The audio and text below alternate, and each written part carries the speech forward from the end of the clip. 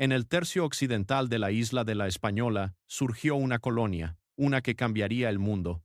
Esta es Haití, antes de la independencia.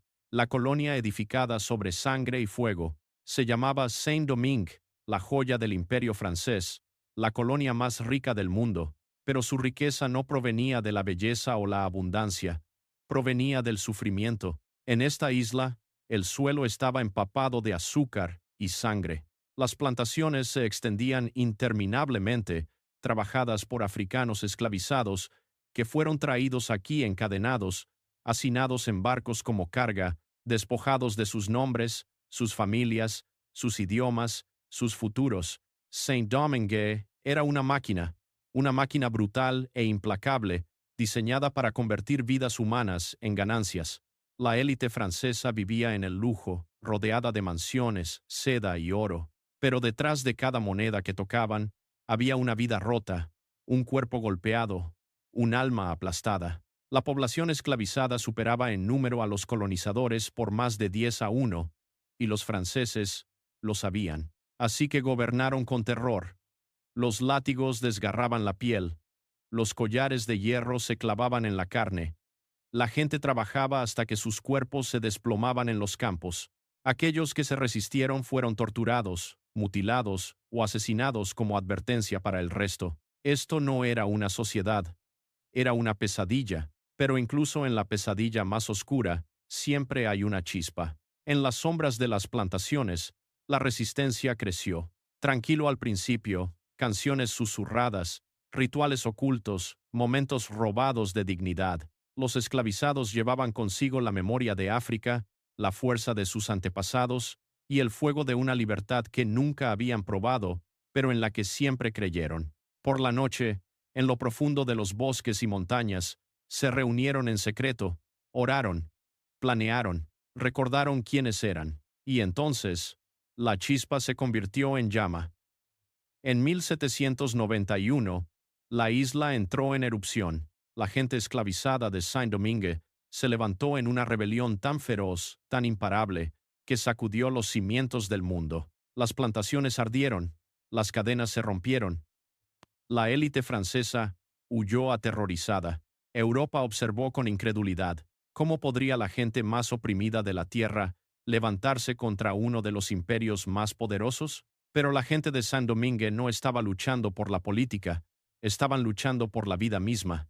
Surgieron líderes, hombres que alguna vez fueron esclavizados, ahora comandando ejércitos. Toussaint Louverture, un hombre de brillante y disciplina, se levantó de los campos para convertirse en el arquitecto de una revolución. Luchó contra los franceses, los españoles, los británicos, y ganó, pero el imperio no se rindió fácilmente. Napoleón envió a miles de soldados para aplastar la rebelión, para restaurar la esclavitud, para borrar el sueño de la libertad. La guerra que siguió fue brutal más allá de la imaginación.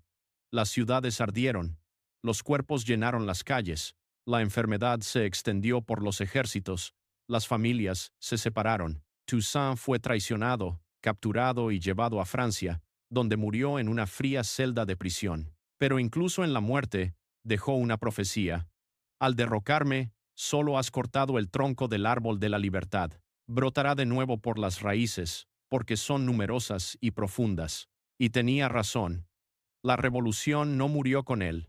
Se hizo más fuerte. Bajo nuevos líderes, el pueblo de Saint-Domingue luchó con una furia nacida de siglos de dolor. Derrotaron al ejército de Napoleón, algo que ninguna otra colonia había hecho jamás, y el 1 de enero de 1804 declararon su independencia, recuperaron su tierra, recuperaron su identidad, recuperaron su nombre, Haití, la primera república negra del mundo, la primera nación nacida de una revolución exitosa de esclavos, pero la libertad tuvo un precio.